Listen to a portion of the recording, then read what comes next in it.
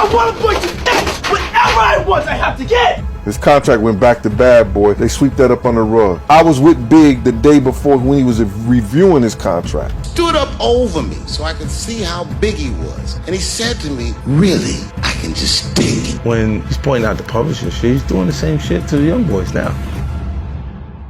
The recent allegations about Diddy have brought even more exposure to the murky underbelly of the music industry, which has long been known to be competitive and deceptive. The billionaire has been accused by a growing number of people of exploiting and manipulating his artists. It has been claimed that Diddy coerced Biggie into signing a sex contract, adding to the claims of sexual exploitation and financial manipulation. Even if we don't know what's in the contract for sure, just the concept is horrifying. The music industry has been accused of shady dealings before, unfortunately. In a recent video, Dave Chappelle spoke about how the entertainment industry takes advantage of musicians by using legalese in their contracts. He claimed that the contracts are deliberately worded, making it difficult for musicians to know what they are giving up when they sign. To use your name and likeness in perpetuity throughout the universe, who the could possibly know what that means? It's especially worrisome because many of these musicians are still young and inexperienced and therefore know little about the business. Dave claims that many business newcomers sign one of these shady agreements. This is because many promising young artists are easily duped by the promises of established figures in the industry since they need financial stability and an escape from their current circumstances.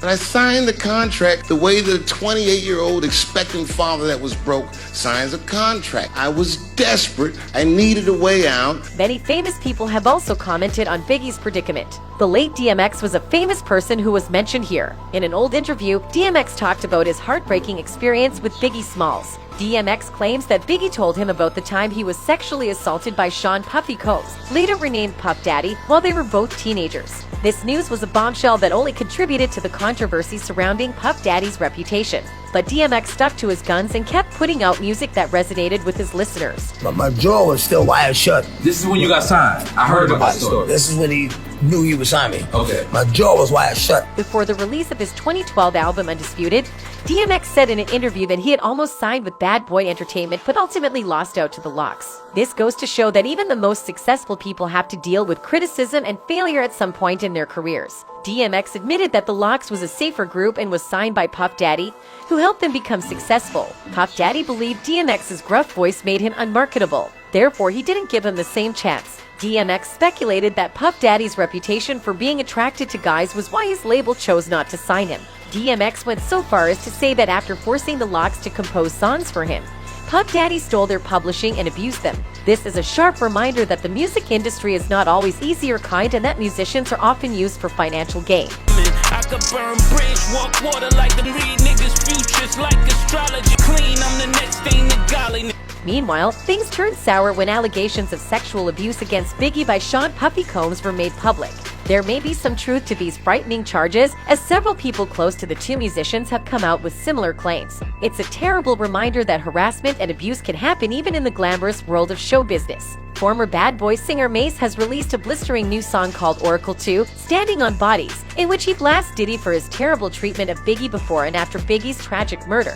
He also brings up the 1991 City College incident, where 9 people were killed at a basketball game that Diddy sponsored. Mace obviously has resentment toward his old work partner. However, the most disturbing allegation is that Mace claims Diddy used the children of the late Notorious B.I.G. I'm not hating on your Billy Worth. Right now, I'm only saying what you really work. You ain't no architect, you just a nigga who know how to market death.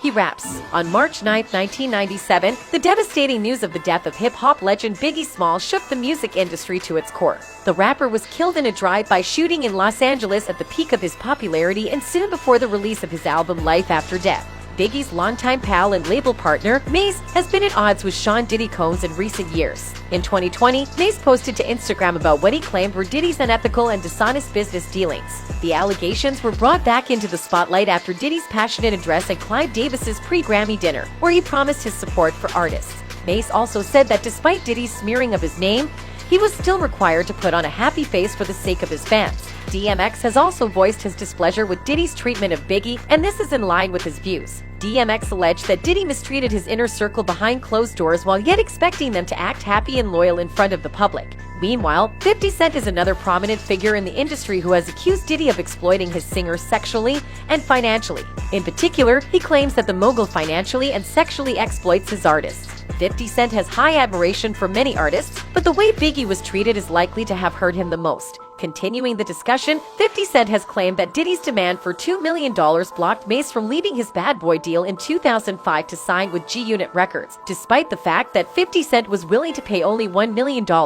Mase was given a one-year release from his contract in 2009 after he disrupted Diddy's interview with Atlanta's V103 radio station. When Diddy signed Mase's contract, he did so in front of the camera. Nonetheless, Mase's battles with Bad Boy continue. Even though he left the label for good in 2012, the musician is currently engaged in a legal battle with Diddy over the recovery of his publishing rights. Mase alleges he just offered Diddy $2 million to buy back his publishing, but Diddy declined, demanding that Mase match the offer made by a European bidder. Unfortunately, Mase isn't alone in wishing he hadn't signed with Bad Boy. Even Biggie's mother admits that her son was too young to comprehend the exploitation he was experiencing at the hands of Diddy. Jadakiss, Styles P, and Sheek Louch of The Lox started the Free the Lox movement in 1999 to break free of their Bad Boy contract. The three artists wanted to join with DMX's Rough Riders label because they felt that Diddy was putting financial success ahead of authenticity. You know, I did one album with Mase. One album. How much money do you think I owe this guy? One album? And then he became a fake pastor? But even when Diddy dismissed them from their contract, he still controlled their careers since he owned 50% of their song publishing. During a heated disagreement on Hot 97 in 2005, Styles accused Diddy of unfairly holding half of their publishing company. Diddy has obviously been utilizing his musicians for shady financial and sexual gain. One of his fans said, "He needs to learn some manners. Biggie was a flawless storyteller. I'll give him that. His stories were believable, but he was a controlled product via Diddy." While another fan reacted, "My dad just said Diddy was gay, and Biggie wasn't down that way, so that's why he killed him."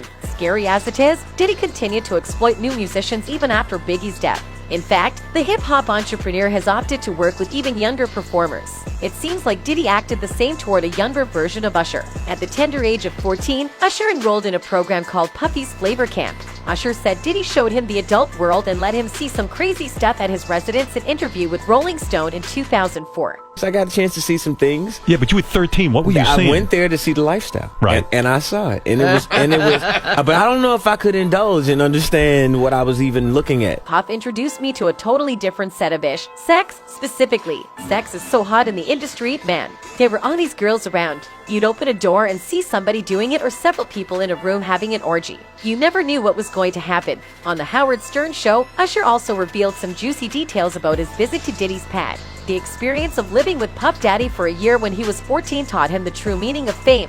He said in a 2016 interview with Howard Stern, "I got a chance to see some things. I went there to see the lifestyle, and I saw it," Usher said during his first Stern Show interview.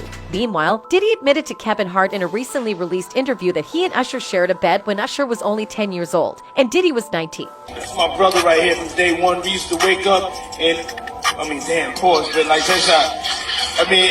Back in the days when he was like 10 and I was a little bit older, his older brother, we used to fight over The current charges against Diddy only serve to further highlight the music industry's lengthy history of exploitation and deception. More and more musicians are speaking out about their experiences, and it's becoming evident that the music business needs to adapt. Until then, it is the responsibility of individual artists to guard against the predatory actions of those in authority. And that's it from us today. Until next time, bye.